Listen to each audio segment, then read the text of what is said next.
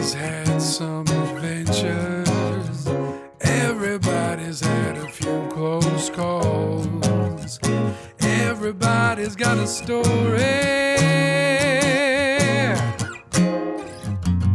What's yours?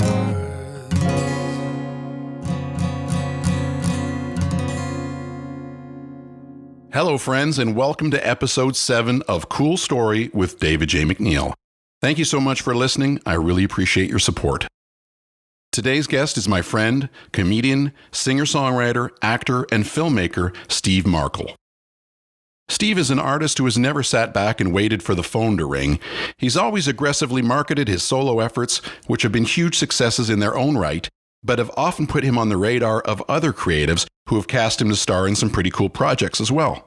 We chatted about Steve's early days making films with childhood pals, his character Slim Mackerel, the time his brother dared him in 1997 to run for mayor of Toronto, his fantastic film Camp Hollywood, working in television with Ashton Kutcher and Kenny Hotz of Kenny vs. Spenny fame, and his brand new film Shoot to Marry. So stay tuned for that. I really enjoyed my chat with Steve, and I'm certain you will as well. Ordinarily, every episode of my show features a little something we like to call Please don't try this at home. However, this week we will not be featuring an installment of Please don't try this at home. Instead, I'm putting an appeal to you, my listeners, to send in a crazy or weird story of your own to be included in an upcoming episode. That may sound daunting, but it's actually pretty straightforward. All I need you to do is send me a story. It can be recorded on your smartphone that is approximately 2 minutes in length. Just make sure you begin it with the greeting, "Hi, my name is blah, blah, blah, and this is my story."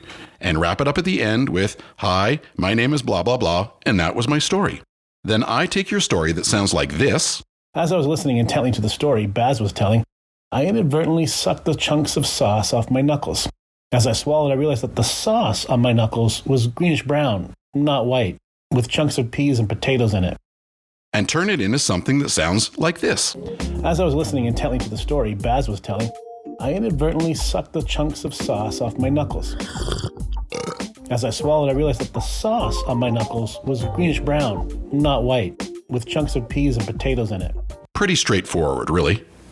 So if you'd like to possibly have your story included in an upcoming episode, record something funny, concise, and engaging, and email to my email address, info@davidjmacneil.com with the subject line, Please don't try this at home. Now that we have that out of the way, it's time for my chat with the very funny Mr. Stephen Markle.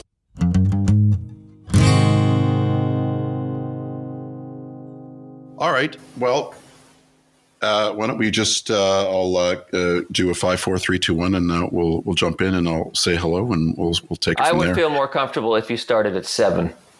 Okay, that's perfect. Yeah, I'll start it just at gives 7. me 2 more seconds to really psych myself into it. Okay, cool. You'll hear the difference. Okay. All right. Well, let's do it then. 7, 6, 5, 4. Hello, Stephen. How are you? Oh, hello, David. You sound well. How are you? You sound well, too. Thank you. I'm good. How are you doing? You hanging in there during this shutdown, the lockdown? Yeah, I was definitely gripped by anxiety. You know, I got sort of swept up in the hysteria of the whole thing. The first month or so, the media was it was terrifying. All of the headlines, all of these wild predictions of, you know, the world is never going to be the same, and we're all gonna die. And it was frightening. And but now I think, like everybody, we see that it's perhaps not as deadly as we imagined it could have been. Right. Certainly, a lot of people are going to die this year. Maybe, I don't know, 1 million or so. Mm-hmm. Mostly old people, which is unfortunate. But you know, it's not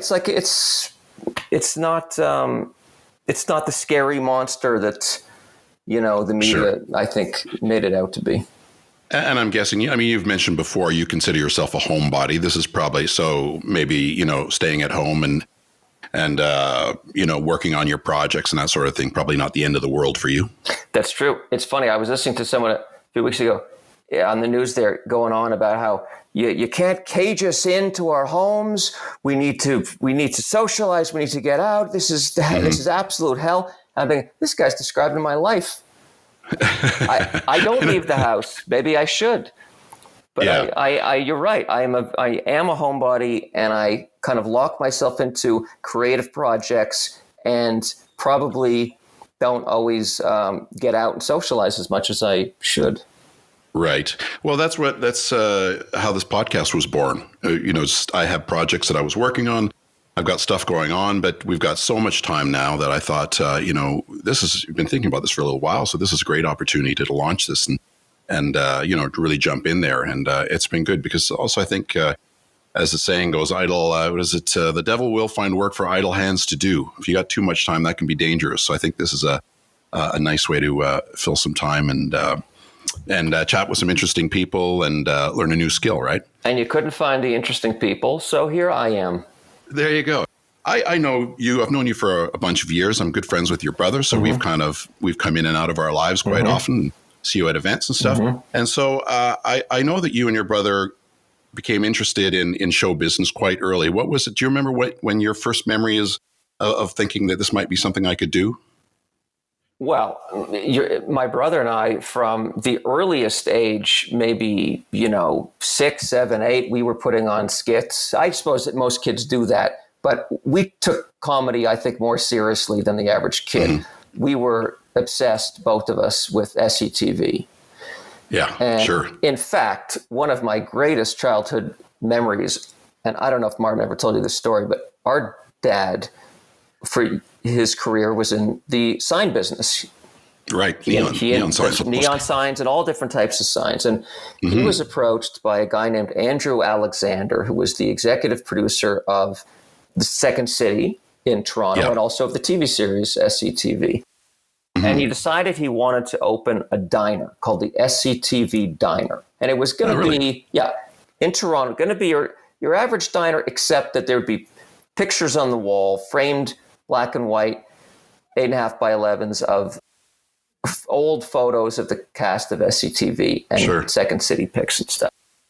And he hired my dad to make the sign and paid half up front. And when it came time, the sign was up to pay the second half, didn't pay. And weeks were going by and months were going by. And Andrew Alexander was not paying my father for the sign. And eventually they were on the phone. And my dad said, look, this is back when they were still filming SCTV.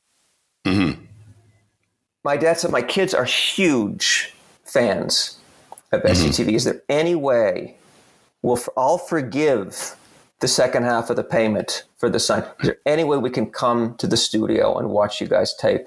And Andrew Alexander said, you got a deal. And we went as a family, me and my brother, my parents, to the studio, and we spent the day. I met Dave Thomas and Rick Moranis. They were dressed up as Bob and Doug McKenzie. Both of them signed my Bob and Doug McKenzie album, which was a thrill.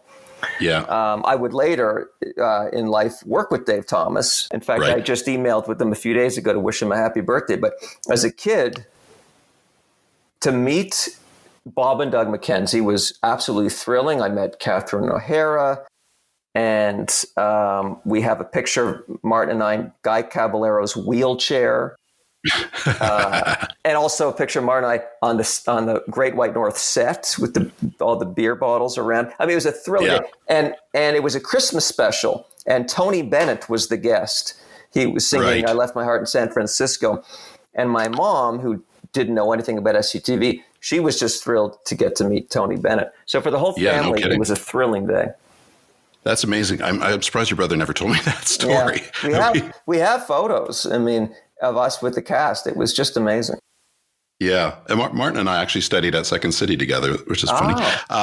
Yeah. But that was, SCTV was very much an entry into comedy.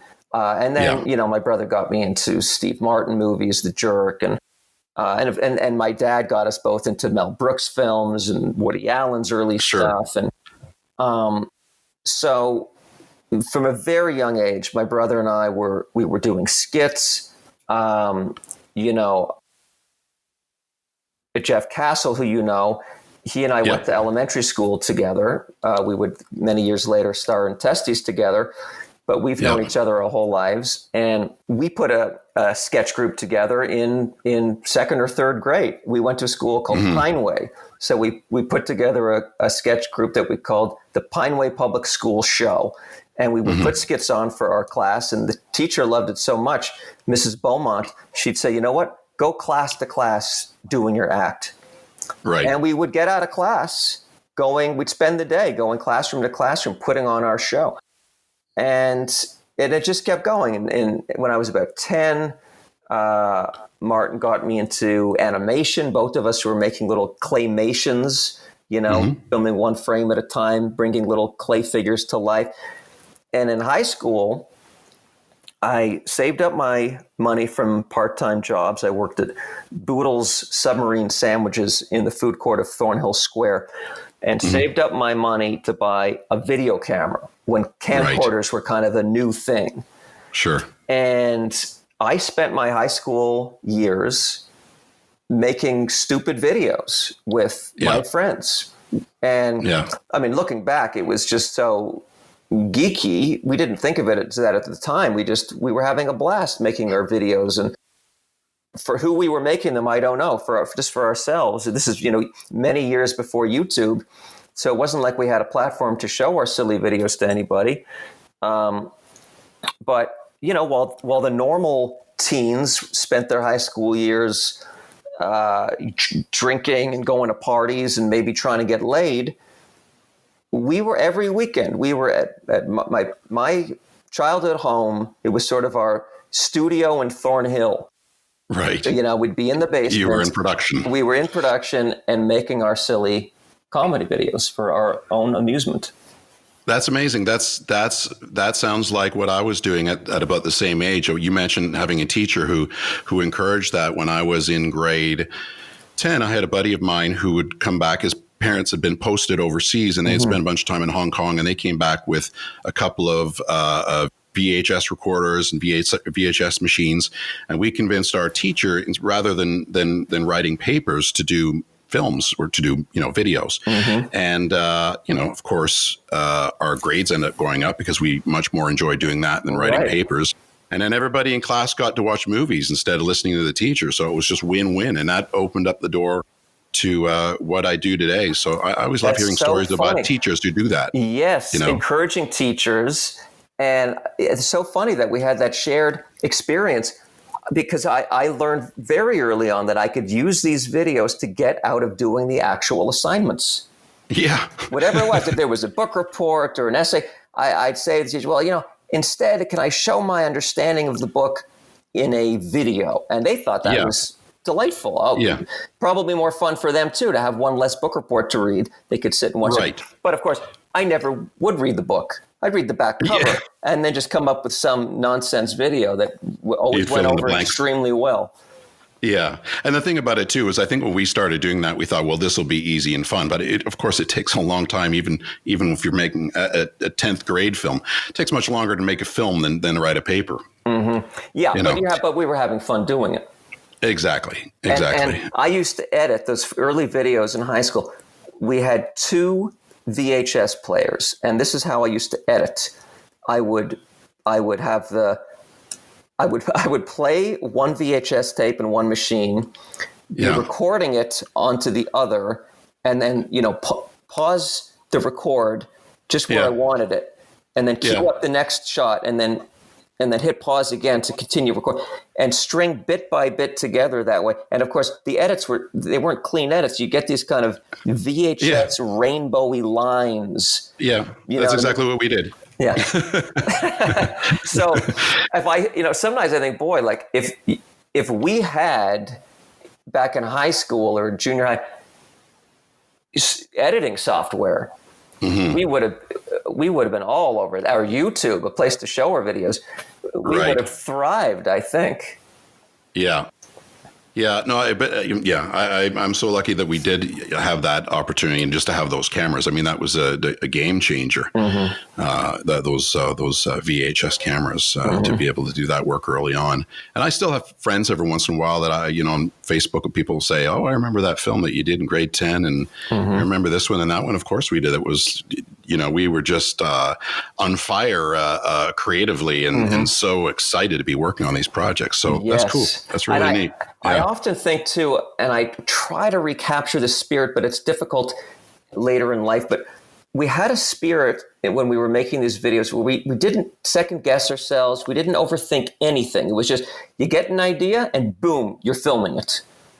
You know? Exactly. We would use my dad's closet often as our wardrobe closet, because my dad had all kinds of funny outfits from the 70s.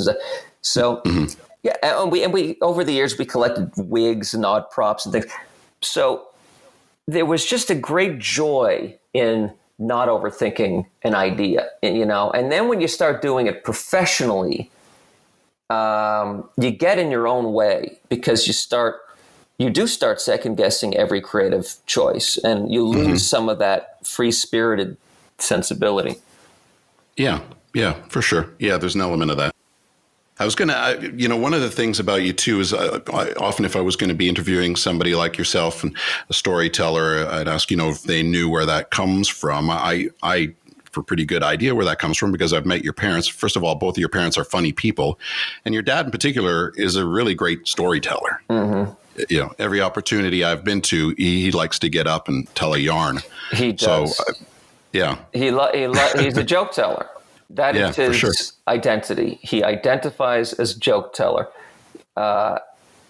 and people come to expect it from him, and he delivers.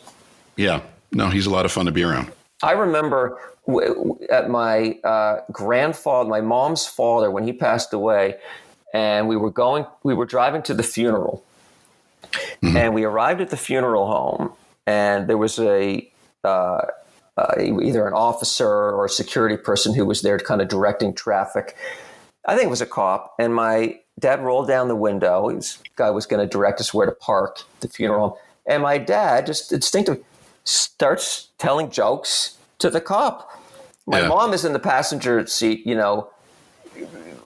completely emotional because her father 2 days earlier has passed away. Sure. And my dad, he can't control himself in any situation. Doesn't matter if his wife's dad has just died. He's got the joke. Yeah. No, for sure. That's who he is exactly. Yeah.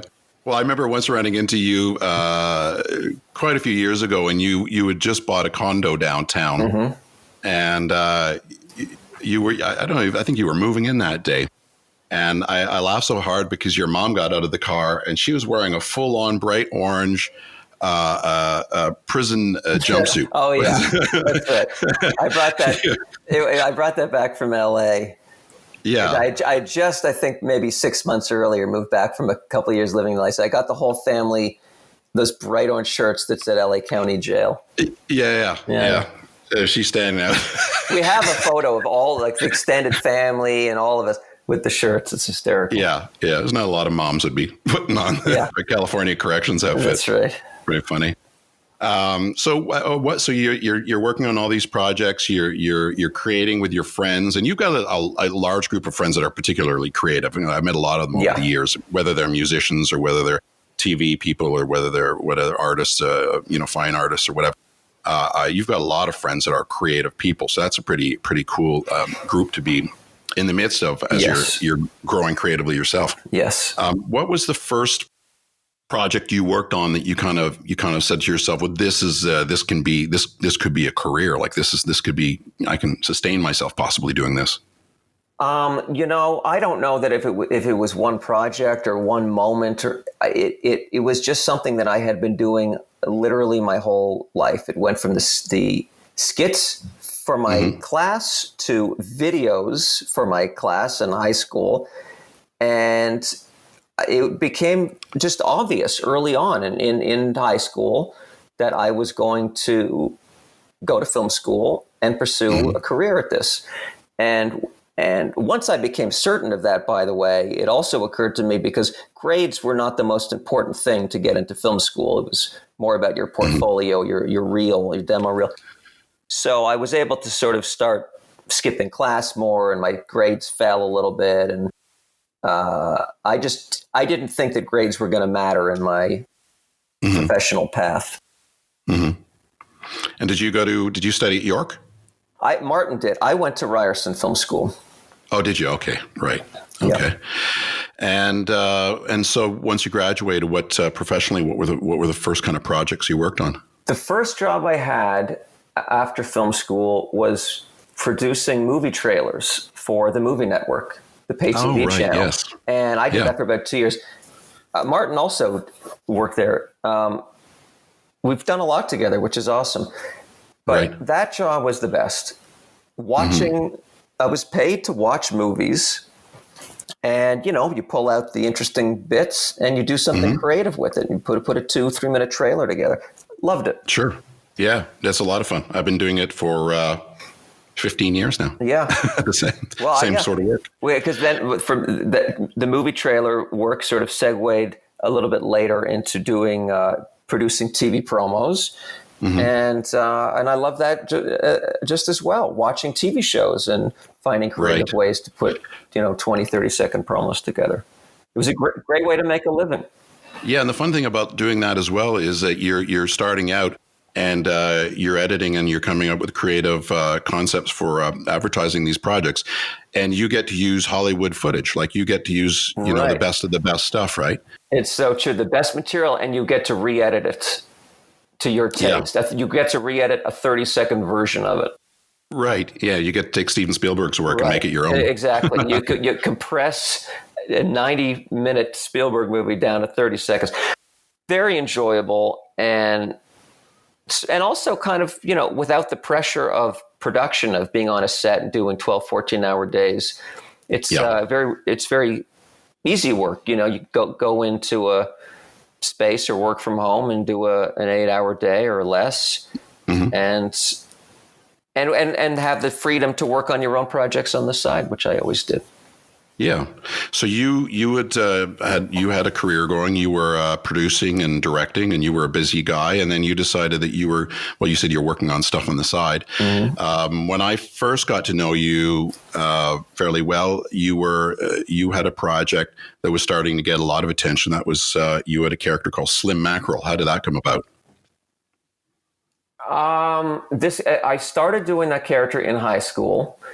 And the idea of Slim Mackerel, I play the piano. And so it was a chance for me to, how it came about? This is how it came about. I'm remembering. It's all coming back. I sat at my keyboard in high school. I tried to write some legit songs. Right. And the melodies came easily to me. I was good with coming up with catchy, almost Broadway-esque big melodies. But lyrically, I was always stuck. I felt maybe embarrassed writing what I thought were serious lyrics. They just always came off to me as cheesy or trying too hard. I just didn't have a knack for lyrics. So instead, I thought, well, I'm going to write funny lyrics. I'll just write joke songs. And that, I love doing that. Comedy I felt comfortable with. So I wrote funny songs. And Slim Mackerel was a character. I would sing these goofball songs as Slim Mackerel, who was this 70s washed up rock star, or at least a rock star in his own mind, sort of a delusional rock star who would, the idea was that he had disappeared for 20 or 30 years since the 70s, and he was back from his comeback. And so I would sing these stupid songs as Slim Mackerel. The songs had names like, give me a hand job. I mean, just very juvenile, high school humor. Right. But with catchy melodies. Yeah. Like if you weren't listening to the lyrics, you'd think you were at a Broadway show. Yeah. Well, and the music was great. It was great music, that you were producing as well for the character. And that could have been that's the kind of character that could have been a Second City, an SCTV character, kind of comes from the same sort of sensibility, right? Yes. When I heard that and I started seeing those bits, I was like, okay, I get this. This is in my wheelhouse. Yes. And then the really cool thing about that too was a lot of fun. Is the way you threw yourself into it and you started showing up at like the MTV Video Awards and just kind of barging onto the scene and sticking your mic in the face of whoever you could get and getting all these little bits that were later on the internet kind of before YouTube, right? Too. That's right. And that was with getting on the red carpet and stuff. That was with the help of a radio station that I became a regular on, or Slim Mackerel became a regular on, a station in Atlanta. 96 Rock with the regular guys, great guys, Tim and Eric. And how did I get, okay, this is what happened. When I was trying to push Slim Mackerel, I wrote emails. I don't know, I think I maybe paid for a book that was like, it had all these industry contacts. It was a directory. You pay $20, you get this directory of, radio producers and radio DJs and stuff. And I went through Focus? Yeah, it is Focus. Exactly right. It was that's Focus. Right. I remember that book. Yeah. Exactly right. It was Focus. Yeah. And I went through that book and I emailed, basically, I must have emailed every radio station across the US and Canada. But I emailed not as myself. I emailed as if I was a fan of Slim Mackerel, saying, by the way, you guys got to check out this Slim Mackerel. Like, have him on he'd be perfect for your show. Yeah. And sure enough, I got some responses. There was a radio station in Florida and one in New Orleans. But it was this station in Atlanta. They had me on, and they loved Slim Mackerel. It was just a good fit for their listeners. They had a listenership of about 30,000 people. They were Atlanta's biggest morning show. Yeah, morning drive time. Yeah, exactly. And they had me on the next week again, and the next week after that. And it must have been at least 2 years, maybe more. Yeah. I was a regular. I would do these phoner interviews and sing songs over the phone. And then they started, like you said, they started sending me out on these assignments. And they sent me to the MTV Video Music Awards. There was the Radio Music Awards in Vegas, right? A bunch of different things. They sent me to the Playboy Mansion. Yeah, they sent Slim Mackerel to the Playboy. There was a contest that I think it was Universal Studios, maybe DreamWorks, one of the big studios, was having a contest to promote a not very good film. You could go and interview Michelle Pfeiffer, and she was the star of the movie. And they submitted Slim Mackerel to this called the radio station, submitted Slim Mackerel as their listener that had apparently won the contest. They sent Slim Mackerel to interview Michelle Pfeiffer at this. Right. They were promoting her movie, which I can't remember the name of. And so I show up as Slim Mackerel, and I'm in the gear and stuff. Slim would wear these wild 70s outfits, kind of Elton John inspired outfits. Sure. Yeah. And they said to me, okay, Michelle Pfeiffer, she's completely booked for interviews, but we're going to have you interview instead the other star of the movie, Harrison Ford. Oh, I thought, I remember this now. You've got to be kidding me. I'm about to interview Harrison Ford. Like, Michelle Pfeiffer was, mildly exciting, interesting. Yeah. But Harrison Ford? Yeah, no kidding. Come on. Indiana Jones. Han Solo. In the room. Oh my God. So now I'm walked into a room, and there's Harrison Ford. And my heart is racing, and I'm in my character, and I'm speaking as Slim Mackerel, speaks in this loud, strange voice in an accent that's kind of doesn't quite, we don't know where the accent comes from, just talks in a strange way. And I should have started with some softball questions before I got into the jokey questions, but I don't know if it was nerves or what. And I just went right in. My opening question was something about, a story of, does he remember the time back in the 70s that he and I were smoking Hoobie Doobie together at Lionel Richie's place? Like, just some nonsense story that I'm making up. And I got halfway through my nonsense question, and the publicist says, and that's the end of the interview. Yeah. I didn't get one word out of Harrison Ford, and I was walked out. I mean, I just completely botched it. You must have been scared shitless when you walked in the door because he's got a reputation for being pretty crusty with interviews. He doesn't suffer fools. No, that's true. I mean, Yeah. I had prepared, thinking of Michelle Pfeiffer, like, okay, I'm going to sit down with Michelle Pfeiffer. I'd wrapped my head around that interview. Yeah. And suddenly I'm face to face with Harrison Ford in this hotel room. It was amazing, but Right, but you did a lot of stuff on the red carpet where a lot of stars played along. But it always looked like they were being ambushed. But they're live on the carpet, and there's so many cameras that they kind of figure, well, and they're performers, I should just go for it. I'm not going to look like an idiot and shut this guy down or whatever. I think most people I saw, you had a few people to kind of push back, but usually people would just kind of go with it, right? Most people went with it. Yes, Sting was a great sport. And one person I remember not being a good sport was Bono. I had him. He was right there in front of me, and I called him in character, and I called him Bono. Right. Which a lot of people actually did call him Bono before everyone realized, he likes to speak. It's Bono, but he didn't like that. He didn't like that I was calling him Bono, and so he completely ignored my question and just kept moving. Yeah. But yes, most people were terrific sports, and I wasn't out to embarrass anybody or ask questions that would make them look bad. My questions were silly and nonsensical, but they were all in good spirit. And so, most of the famous people I got to meet did play along. Beyonce. I met a lot of interesting people.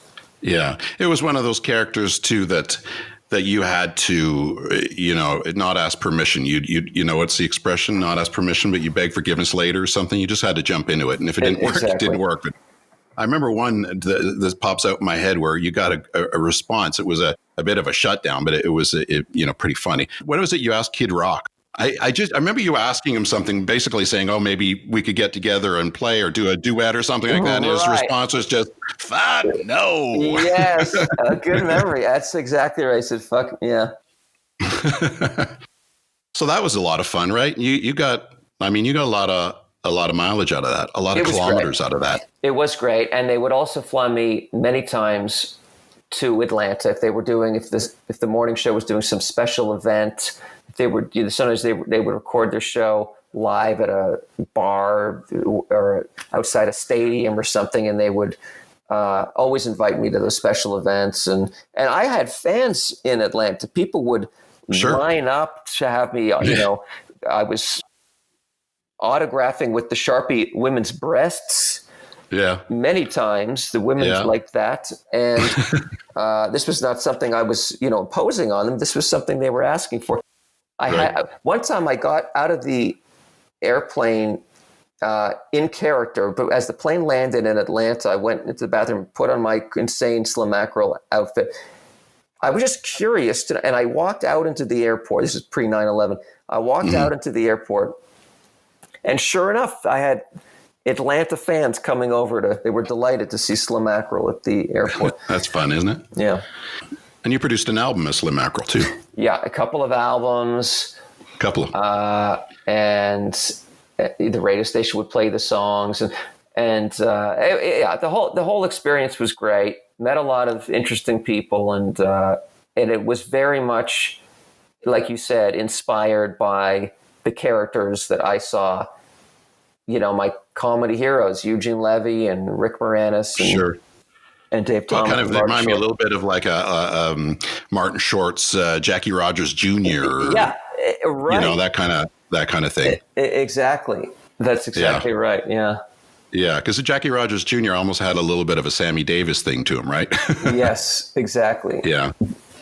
So, and then the next big project for you that I recall, I'm sure you did all kinds of stuff in between, but is the next sort of big thing for you when, putting together Camp Hollywood after Slim Mackerel?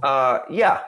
Let me know if I've glossed over anything. No. I mean, I guess the once maybe significant thing that I spent a little bit of time on, a few months, was running for mayor of Toronto. Oh, yeah, that's right. And that was just something I did on a lark. Actually, that was Martin's idea. We were having lunch together at the Senator, And Martin had just read an article that said, to run for mayor of Toronto, all you need is $20, no experience, no signatures, nothing. Just $20. You have $20, you can run for mayor of Toronto. And I thought that cannot be true. Right. And he says, and I said, my brother has always been into politics and local politics. Yeah. I said to Martin, that's true. Go run. You'd be a great mayor. And he said it would be funnier if I ran because I don't know anything about politics. So I said, all right. And after lunch, why not? Yeah. After lunch, I walked from the senator over to City Hall and I had my $20 bill and I walked to the counter and I said, I would like to run for mayor. And the guy pulled out a single piece of paper that had 4 or 5 questions on it: name, phone number, email, address. Right. And I'm thinking, this can't be. And I fill it out. It says $20, and I hand the $20, and he stamps the piece of paper. He says, okay, you're running for mayor. And I said, what? Now, and I kept thinking, well, how is everyone not running for mayor just for the fun of seeing your name on the ballot? But it was only about 22 of us, I think. There were the 2 actual candidates, Mel Lastman and Barbara Hall. Right. Was Mel the mayor at that point, or Mel was already the mayor, I believe, and was sort of the popular person to win. And then there were sort of 20 nutcases, of which I was one. And of all the nutcases, I came in first. Yeah, that's amazing. How many votes did you get? Over 2,000 votes. Right. Yeah, I got a lot of press. Yeah. We used to meet. Martin was my campaign manager. And there were about 5 or 6 of us. We used to meet once a week, every Sunday. We would meet on College Street. I don't think the restaurant's there anymore. There was a place that was Batherston College, sort of a shitty diner. And we would bat around platform ideas, like, funny, just jokes that I could, because people would always, radio stations, that they call me and say, well, tell us about your platform. So I'd always throw goofy lines at them. So I'm going to build it wasn't that funny. Things like, I'm going to hire magical elves to handle road construction. New City Hall in the middle of Lake Ontario with the slide going into the lake. Just dumbass stuff. But the media liked it, and I got a lot of press, and that was a fun thing that I did.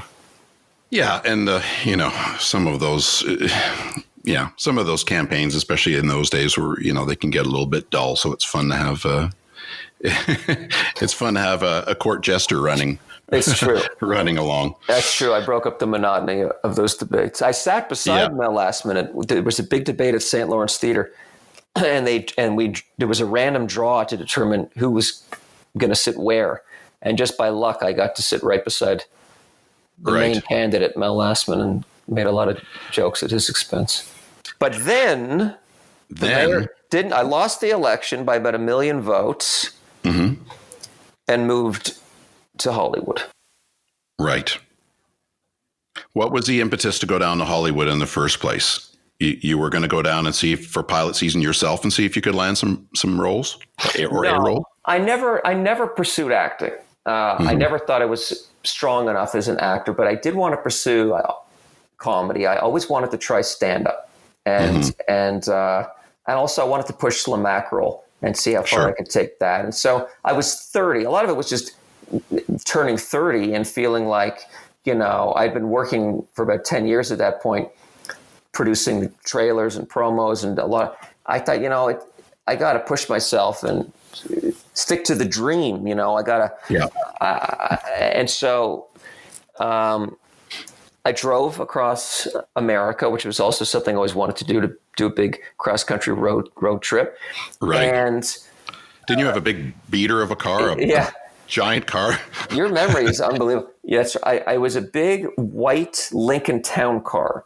It was a huge boat, great on gas. Yeah, you're right. Every 10 minutes I had to pull over to get gas. And Yeah. the license, I had a Markle, Right. personalized Markle license plate. Yeah. And I think that car cost me $200. It was like on its last legs, but I did manage to get it to LA, and then it like immediately broke down. Right. And moved in to the Highland Gardens Hotel, which is this 2-story apartment complex on Franklin Avenue between Highland and La Brea, right in the center of Hollywood, just about 2 minutes from Mann's Chinese Theater and the Walk of Fame and all that stuff. So right by that touristy stretch of Hollywood Boulevard, but tucked away just north of that, just 2 blocks north of that. So really only people who lived in LA would ever drive by the Highland Gardens Hotel, maybe on their way to the 101 or something. Right. But at the and time, it had a real lore to it. I mean, Janis Joplin pass away in that hotel? She did in room 104. She passed away. Yeah. Overdosed. And all kinds of actors, including the bunch of people that you follow, lived in that, including Brad Pitt, and I'm sure many others. The lobby was full of headshots. Yes, the lobby was full of headshots. Hard to know what was, who had actually stayed there and what was just myth. But either way, it certainly had a legend vibe to the place, and a very interesting group of people living at this apartment complex. It was very eclectic mix of, all different artist types, actors and musicians and directors and comedians, but also porn stars and strippers and older folks who had kind of retired into the apartment complex. So you had young people who were kind of full of hope and wanting to make it in Hollywood, and then people who were more at the end of their careers who had no hope left whatsoever. Right. Like one character in particular who was quite poignant to watch and had an unfortunate story was the flautist. He was a flautist? Yeah, clarinetist, Harold. Lovely Harold. guy. And he drank. He definitely had a drinking problem, and he talked about that. But just such a warm guy, and speaks very openly in the film about his wife who had Alzheimer's. And he says in the film that he always, because I asked him, why does he drink? And he says he always drank, but now he has more reason to drink. He couldn't get over couldn't deal with the pain of his wife she was still alive when we filmed together, but in his mind, she was just, she was gone. Yeah, it was a really interesting mix of personalities. The thing about that film, and I highly suggest to anybody who's listening that they should go find it on Amazon Prime and give it a watch. It's such an honest film and a really beautiful film because, like you said, there's the young people especially who are in that film are at a moment that you only have that shot once. You can only be in that place once, right? Where everything's about to happen or nothing's about to happen, but something's and so to watch all these young people, getting their shit together for auditions and stuff, and being in this place where possibly their lives could change that day is an electric feeling, and something I've obviously related to because I was at the time I had an agent and I was auditioning for projects. I wasn't down in Los Angeles kind of really taking that big of a stab at it.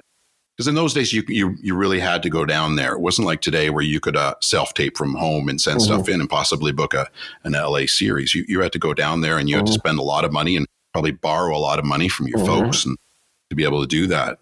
Oh, I came back. I didn't borrow any money from my folks, but I had a credit card. And I sort of went to LA spontaneously, and I hadn't saved up any money. So for the day I arrived, I was just charging everything to my Visa card. And I was tens of thousands of dollars in debt. I was over $82,000 in debt by the time I came back to Toronto. But you came back, you were, broke, but you had a film. Right. And also, I was doing stand-up, which is why it was the main reason I wanted to go. I wanted to try, I wanted to push Markle. So the day I got there, I started working on putting the band together. I had a killer 5-piece band, including a sax player. I grew up listening to Springsteen, and so having a sax player in the band was like a must for me. So killer band. They were all much better players than I was, and we would rehearse, and we started off in like little, playing to 1 or 2 people and open mics and coffee shops and that kind of thing. And pretty quickly, we worked our way up, and we became regulars doing our act at the Knitting Factory, which is a club. I don't know that it's still there in LA. There's one in New York too, but a club called Knitting Factory on Hollywood Boulevard and the Hollywood Improv on Melrose, and which is a legendary place, and also a bunch of other places along the Sunset Strip, and we did get noticed. Booker for Jimmy Kimmel, actually, I remember, approached me, saw our act, and said he wants me to put the act on tape because he'd consider having us on Jimmy Kimmel's show, which didn't end up happening. He showed the video to Jimmy Kimmel, and Jimmy passed on it. But we had a blast doing the act, and it got me an agent from William Morris came out to see it and signed me, and then sent me out on a couple, even though I wasn't really there to pursue acting, he did send me out on some auditions. And yeah, and you got to meet some people. I remember you met Jay Leno, didn't you? Yeah, that's right. I got to meet Jay Leno, and I did get cast in a show on MTV that was not very good and got canceled after a few episodes. But I went to audition for Ashton Kutcher. I was actually going to audition for Punk'd. They were seeing new comic actors to be in Punk'd. Yeah. But as I was auditioning, and the auditions were kind of improv, I could see that Ashton Kutcher was kind of leaning over to his producing partner, and they were pointing at me and whispering, and I could tell I was doing well because they kept bringing in new people into the room, but keeping me there. Yeah. And like whoever my improv partner would be, they'd say thank you to that person. They'd be gone. They'd bring in the new person. But I was there for a good 30 minutes improvising with different people, and eventually turns out that they decided I would be great, not for Punk'd, but for this new show that they were doing. They wanted me to star in a new show that they brought to MTV called My New Best Friend. Right. Okay. And it was a hidden camera reality show in which a contestant, there was a game show component, a contestant would win $15,000 if they could put up with their new best friend for a weekend. Best friend in quotes. I was this obnoxious, every episode I was a different character, always obnoxious in some way.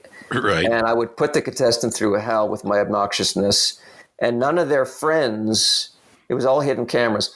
The contestant understood what was going on, but none of their friends knew that I was an actor and that they were on camera. So the contestant would have to introduce me as their friend, like, oh, we're old friends and we just reconnected, and or that kind of thing. They'd bring me into their friend group and their families. Yeah. And inevitably the friends and families would, I would leave, I'd make a scene, go to the bathroom or whatever, leave for a minute, and the cameras would capture all this, that friends would inevitably be like, who is this asshole? Who did you bring home? Friends with him? Like, this guy's a dick. And the game was that the contestant would have to defend me and say, no, he's a really good guy. You got to get to know him. And as long as they defended me, they were still in the game and could win the $15,000 if they made it to the end of the 48 hours. Right. And so how many episodes of that one did you do? 2 or 3, and then that was pulled. To be honest, it was a mean-spirited show, and I was actually ashamed of a lot of the stuff that they had me doing. Right. I had Ashton Kutcher in my ear, and sometimes Demi Moore, too, was in my ear. She was not officially part of the show, but she was Sure. you know, with Ashton. And so she was there on set and got involved. And so, you know, I was improvising, but sometimes they would feed me suggestions in my earpiece. Right. Yeah. And yeah. some of them were nasty. Yeah. Yeah. But there were a lot of that was kind of the trend at the time, right? Kind of a lot of gotcha shows and yes. Yeah. And that was Ashton's thing. I mean, and you know, he and I would chat the whole weekend. He said, "Well, how do you think it's going?" I said, "Listen, I got to be honest. I think it would be funnier, more entertaining if I was obnoxious in a fun-loving way." Right. You know, like I'm thinking like John Candy in Planes, Trains, and Automobiles. Sure. Or John Belushi. Like, Yeah. you know, fun-loving, obnoxious. Yeah. But Ashton's vision was no. This is going to be hardcore, and you are going to make these people cry. Right. They wanted me to destroy these people, which is not in my nature. I like to be nice. You know what I mean? I don't like to be mean to people, and so it was difficult. But this was the job I got myself into, and I did it. Right. And well, if you'd played it that way too, if you'd played it sort of the John Candy route, the soft route, it's harder for those people to push you out too, because it's like, this guy is weird, and what you know, why'd you bring this guy home? But also, you know, it'd be harder to push you away. Well, that's true. And perhaps it wouldn't fit into their concept as much. But I did struggle with how brutally mean they expected me to be to these people. But anyways, it took me a while to kind of shake those characters. Like, after, you know, I was delighted when my agent called. It told me the show's been canceled. I was thrilled out of my mind that I didn't have to put people through that hell anymore, myself through the hell. But a great experience and a great opportunity to work with some bigwigs and to see how it's done and all that kind of stuff. So that's pretty cool. By the way, you know, you wonder how a guy can come back from LA $82,000 in debt. The contestants in that show, they won $15,000 to put up with me. My pay to be the star of the show for 48 hours an episode, $2,000. That's what they paid me, $2,000. Yeah. Wow. Yeah. Even your dog is my dog is even upset by that. Yeah, he's up like, in you arms. Idiot! Who was your agent? This is a William Morris agent. That's the best he could negotiate. $2,000. Yeah. You know, people. Maybe it wasn't think, William Morris. Maybe it was William Morrison you were signed with. I must have been. Yeah. I remember as a kid, you know, thinking that if you're on TV, if you're on, you know, even if you're a bit player on the Love Boat, on WKRP, on MASH, on all the shows I used to watch, if you're on TV, you are rich. Yeah, you must have a Bentley. You made it. Yeah. That is not the case. So, but while you're doing the Ashton Kutcher show and you're doing all the live gigs with the band, the Slim Markle shows, you're also still shooting Camp Hollywood back at the hotel. You know, that was sort of my secondary project when I wasn't out performing in the clubs and stuff. I had my camera, and it was sort of like a video diary in a way. I was just filming the goings on at the Highland Gardens Hotel and all the people I was meeting there, and that's what became the documentary Camp Hollywood. And the interesting thing about it too is, well, first of all, it was surprising how many established actors lived there. Part-time. What's his name? There's Margulies. Mark Margolis.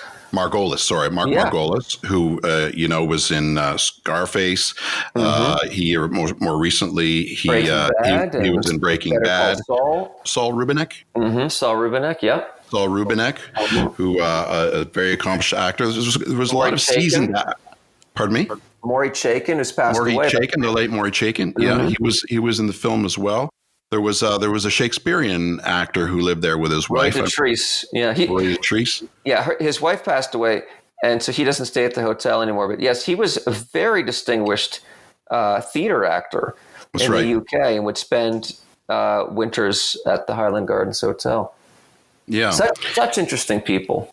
And then on top of it, there's a few people who are featured in the film that had just landed in LA that became pretty big deal. The one that sticks out was it Marlon Ackerman? Marlon Ackerman, yeah. Yeah. I mean, she's not in the doc that much. I might have filmed more with her if I had known she was going to go on to be so successful. But she's in a scene early on in the movie, briefly, where there's a party in one of the rooms at the hotel. And jokingly, she looks into the camera and she says, "I'm going to be a star." Right. And of all the people that I met there, certainly of all the young people, she was the one who, she's not exactly an A-list star. She's not a household name, but she was very successful. Yeah. Yeah. She was the big breakout on that film. It is very much a cautionary tale. There's a scene in that film where you're talking to the guy, one of the guy who works the evenings at the hotel at front desk, and you asked him if he had any advice for young actors. What did he say? Basically said, don't drink too much and don't get into drugs. You know, because he had seen everybody come through, and he could tell you what happens to a lot of the actors who came through, right? Yeah. I haven't seen the movie in at least 10 years, maybe more. So one of the other things that you worked on that really got a lot of exposure, because you were a co-star on that one and you were on the FX network, was Testes. Tell me about that show. Well, Testes, that opportunity came out of a web series that I created called Inside Steve's Mind. Yes. That was great. Great series. Thank you. And this was something that I directed, and I put myself in as the star. And like I said before, I do not consider myself an actor. I have a thing that I can do. You know, I have a very narrow little bit of my sweet spot with comedy acting. Yeah. No range, but I can do a couple of anyway. Got a lot of traction, that web series. A lot of people saw it, and I got a message on YouTube. I didn't know that you could send people messages through YouTube, and it's even a miracle that I saw it, because it's this just tiny little envelope icon. And I was almost even not going to click on it, because I just figured it might be a welcome email from YouTube acknowledging that I'd signed up for an account, kind of thing. Sure. But I did click on the little, and there was a lot of messages from people who had become fans of Inside Steve's Mind and wanted to tell me how much they were enjoying the digital series. But one of the messages was from a guy named Kenny Hotz, who was a TV creator and had a Kenny versus Penny. Kenny versus Penny, yeah. And he said he saw my digital series and he loves it, and he thinks that I would be terrific to star in a new series that he's putting together for FX in the States and Showcase in Canada, co-production. And can we talk on the phone? And he gave me his cell number, and I called him, and we hit it off on the phone. Instantly, he's a pretty out there guy. Yeah, he is out there. But we had a great phone call, and he said, "Listen, you got to come audition for this show." And I told him, I said, "Listen, I'm not a good actor. I can do, a couple of different shticks." And he says, "No, that's what he wants." He said, "What he saw in the series, that's what he wants." I said, "Fine." And he said, and the show's about two best friends. If you have a friend who's an actor and you want to bring your friend to come audition with you, you can do that. Yeah. I said, "Yeah, I'll call my friend Jeff. He's an actor." Yeah. So I called Jeff. "I have this opportunity. You want to come to an audition with me?" He had been already, actually, with someone else. But he says, "I'll come again. I'll come audition again with me." So we went. It was an improvised audition. Kenny was, and his partner, Derek Harvey, who was Tom Green's longtime partner. Yeah. They were throwing suggestions at us, and we were improvising. And they were laughing, and we knew it was going well. And Kenny called me after the audition, said, "Come meet me for a beer and meet the director." And we both got hired. Yeah. It's crazy. That's the kind of thing that just doesn't happen. No. For a show about two best friends to be played by two best friends, lifelong friends. I mean, we literally grew up together. Yeah. And it was sort of insane. It is, Yeah. And it was only a one-season show, but we do have hardcore fans. I still get messages all the time from Testes fans saying, "Why only one season?" Yeah. But And the concept of the show was you guys were two roommates. You were as two kind of slacker guys who were living in an apartment. They're out of work, and then this opportunity comes along that they can be guinea pigs. And every episode was you guys were guinea pigs for some new drug that would have, of course, a horrible side effect.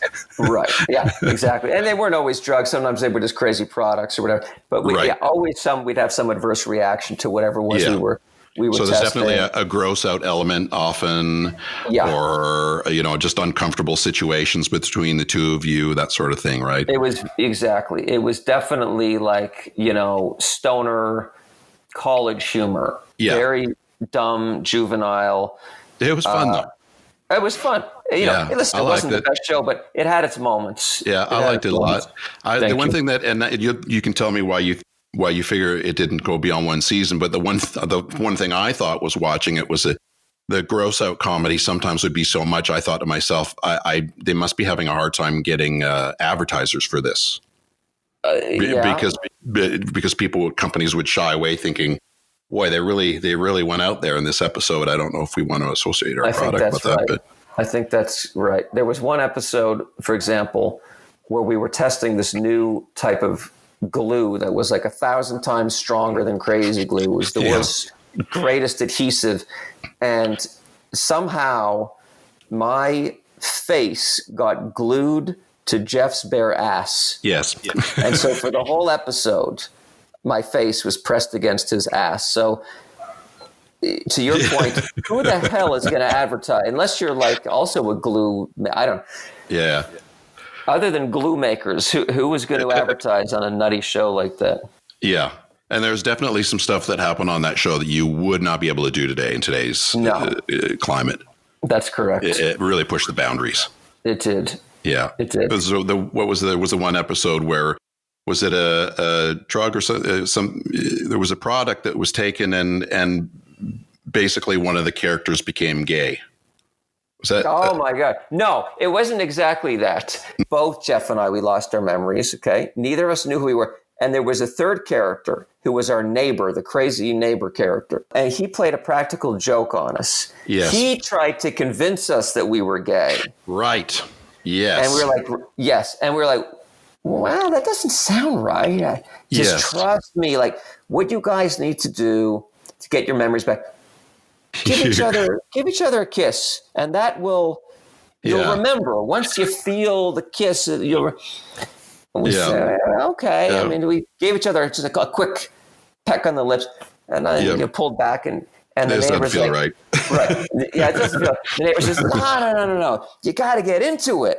You got to really like make out, and then you'll remember how gay you were.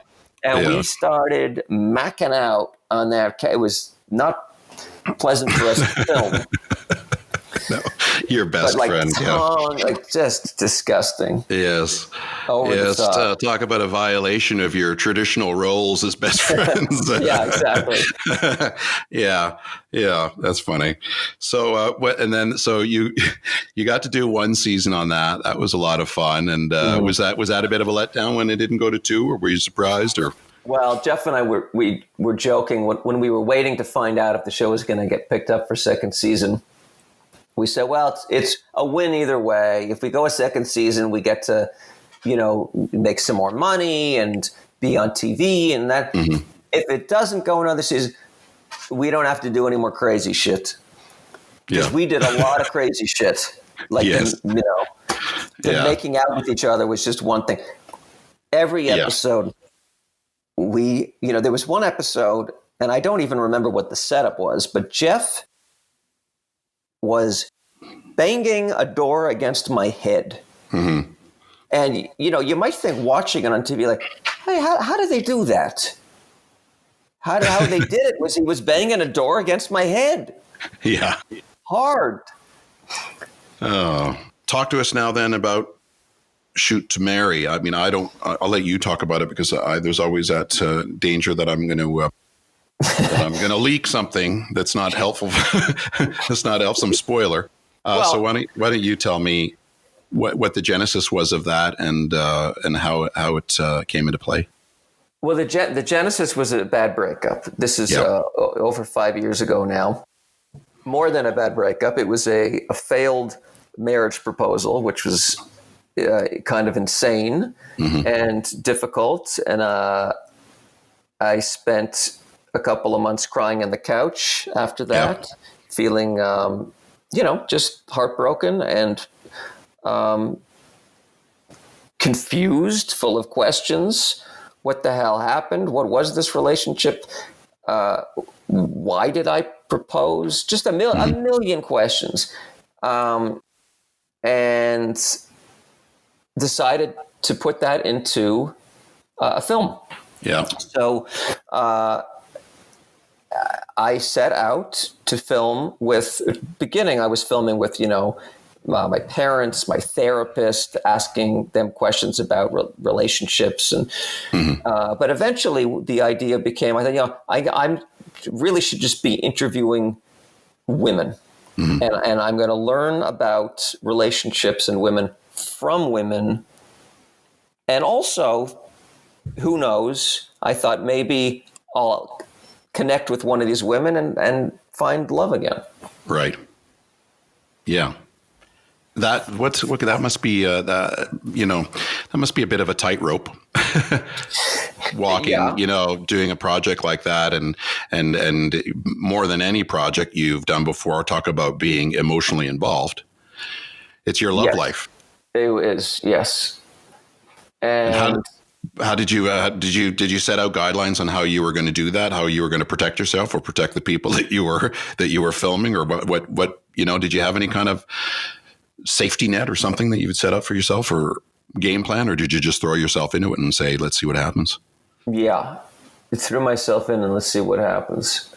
Yeah, that's what happened. I knew that if I was going to make a movie where I was central to it, that I would have to be 100% open and vulnerable, and unafraid to potentially make myself look like an idiot. Because otherwise, a doc about yourself is just really a self-serving vanity project. And I didn't want to do that.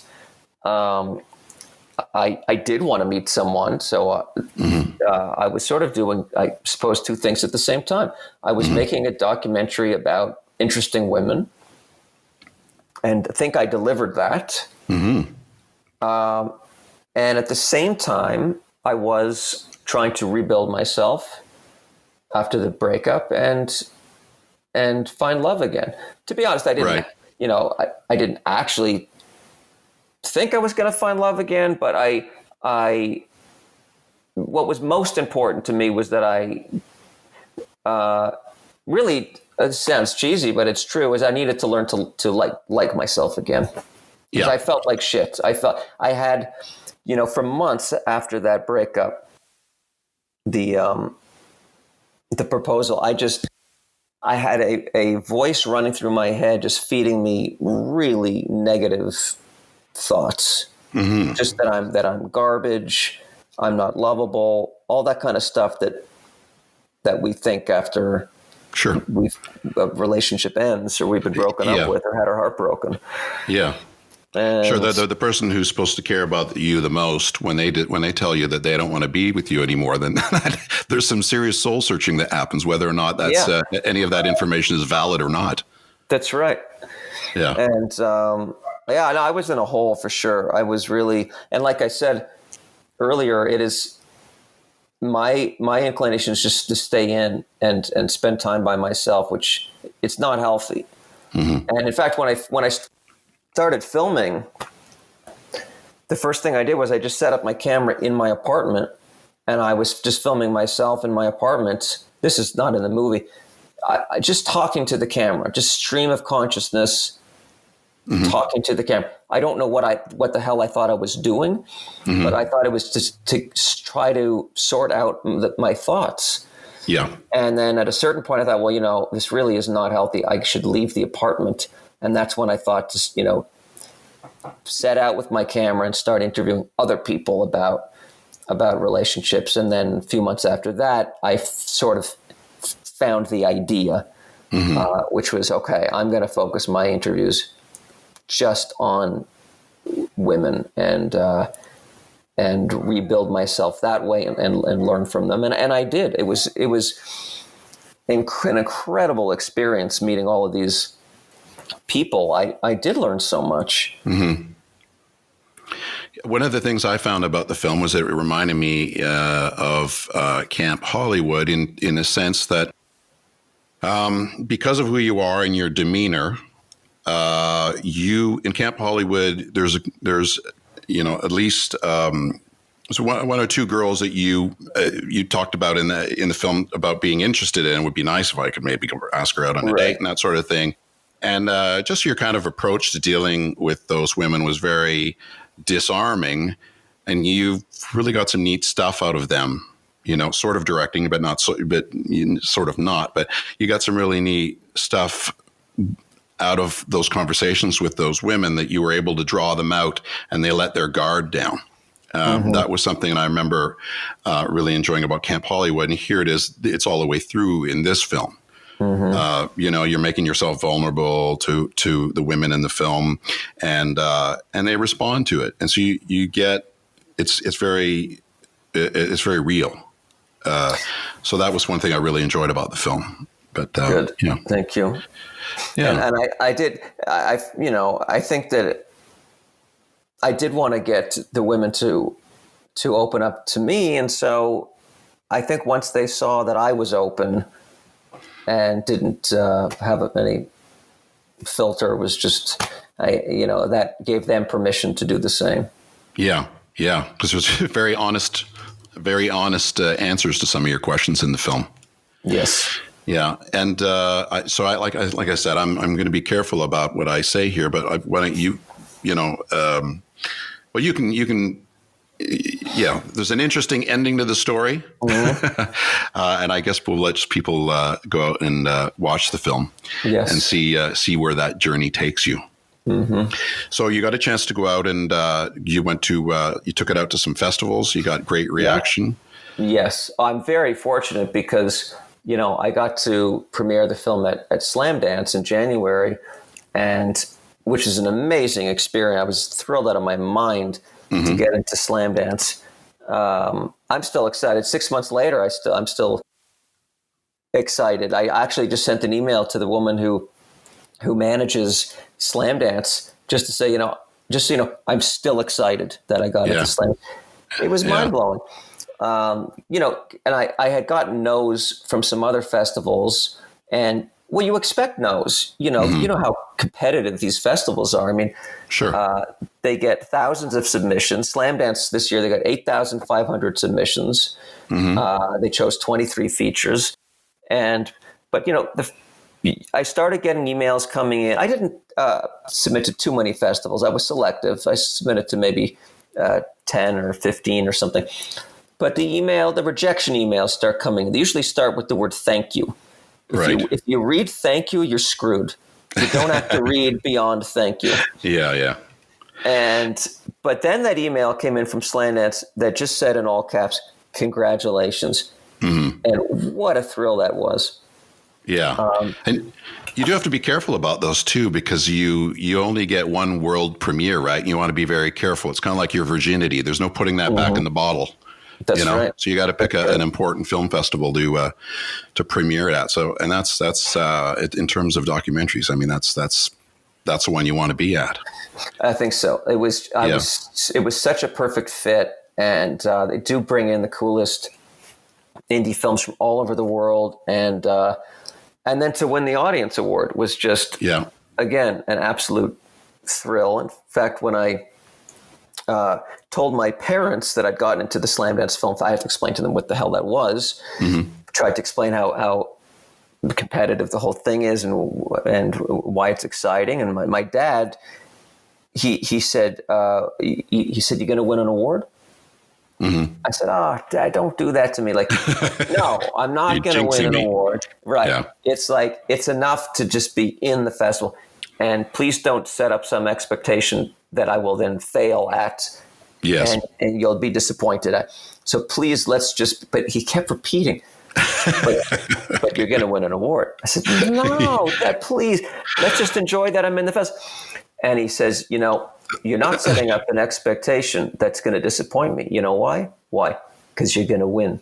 He said it 20 times leading up to me going. Anyway, day after I win the audience award, I call, still in Park City, Utah, and I call my dad. I said, Dad, guess what? What?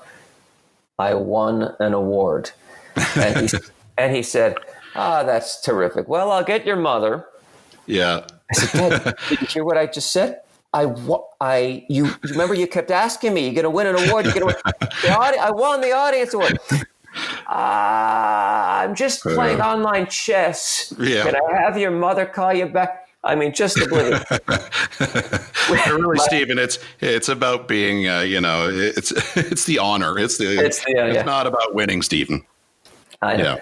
I just my dad has always been an inspiration to me because in the sign business. He just always blew my mind as a kid, making these huge neon signs. Mm-hmm. It's hard to compete as a kid with flashing neon signs. Yeah, yeah. And so I've always been just, trying in one way or another to get my dad's attention, right, and his approval and his respect creatively. I want him to respect me. So that has been a driver for me in my life. And, sometimes it works and sometimes it doesn't. Yeah. It's hard to compete with the flashing A&A sign on Yonge Street, isn't it? The Sam the Record Man sign. Sam the Record Man. Sorry, I screwed that one up. Sam the Record Man. Yeah. That's an iconic piece of Toronto. And that isn't that I've had the opportunity when I was a little bit younger to go to a few film festivals with a short film that I did, nowhere near the same kind of exposure that you would have gotten with your film. But the thing I love the most about going to those things is they're just chock full of people who are so passionate and so supportive and love each other's films so much. You don't get a lot of people blowing smoke up your butt. You get a lot of people who have the same passion as you do, and they're kind of in the same headspace as you. And it's just it can be a real love fest going to those festivals. It was 100%. It was a love fest. There was nothing pretentious about it. You go to some festivals, the red carpet kind of festivals, and they do tend to be a little bit pretentious, but Slam Dance was just a great vibe, like you said. Mm-hmm. Just film lovers and good people, and you meet people from all over the world. It was awesome. Loved it. Yeah. And so, do you have something else that you're working on right now, or what? Or is that a fair question? You just finished this thing. You're not even really finished it. You're still doing press for it, and it's still very much something that's being enjoyed by the public. I'm thinking about what's next, and I do like exploring these themes of relationships, and might continue down that path. I do want to make another documentary because I enjoy it. I think I tried for years. I was writing screenplays, and I had a couple of TV series in development, but they never really took off. Writing scripted series and movies never came that easily to me. Mm-hmm. I wasn't a bad writer. I think I'm good, but I'm slow and I struggle with writing. It just doesn't come easily. Right. Documentary filmmaking is a good fit for me. Mm-hmm. It's storytelling that comes more easily to me because most of the storytelling happens in the edit. Right. You might start with the rough outline of how you think things are going to go, and then life happens, and then you edit it together. Most of my background has been in editing, so sure. I think I've just documentary just suits me.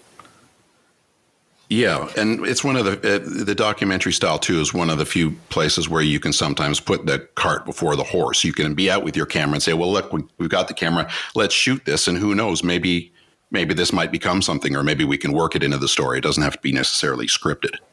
Exactly. You can go and shoot hundreds of hours of footage, and you find your story in there. Exactly. Yeah. Mm-hmm. So I've been asking a lot of my guests this question, and I don't even know if it's a fair question because I don't know the answer to myself. But where do you see yourself in 10 years? What would you like to be doing in 10 years? Well, my first thought, honestly, is I just want to be alive. Yes, that's a good one. That's enough. that's not that I'm expecting to die in the next 10 years, but death is frightening to me. So if you tell me I'm alive in 10 years, that's enough. Mm-hmm. I'll be happy. But I hope in 10 years that I've made another documentary or two. Mm-hmm. Because I want to build on that. It's quite a bit of time passed between Camp Hollywood and Shoot to Marry, and because I tried a lot of other stuff, and some stuff worked and some stuff didn't. But I think I'm going to stay in this genre and get something out there sooner than later because I enjoy it.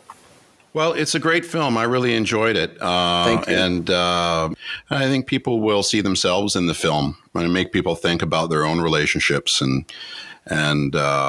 because there's something, you mentioned something in the film that really hit home with me, and it was about the relationship that spawns the story. And that is, if I was in a situation like that where my long-term relationship had broken up and I found myself in a position where I was like, I suddenly realized that I had lost myself somewhere.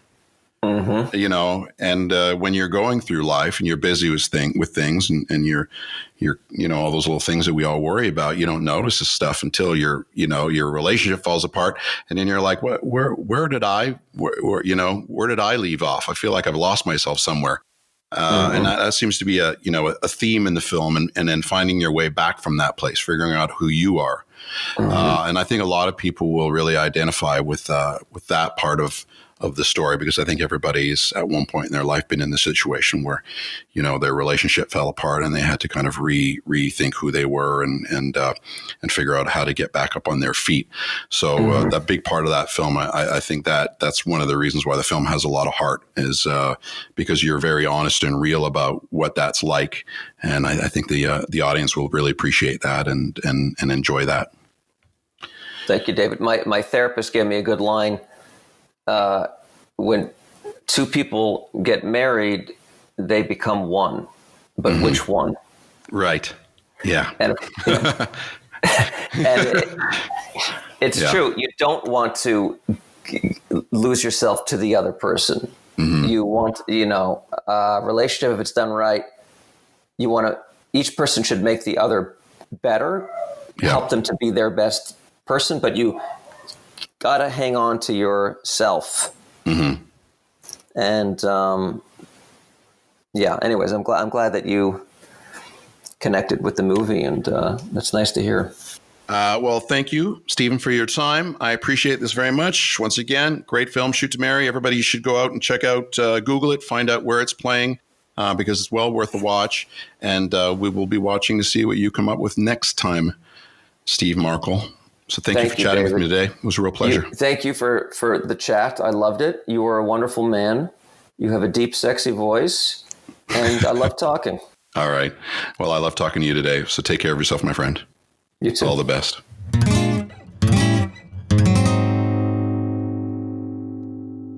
Ladies and gentlemen, Steve Markle.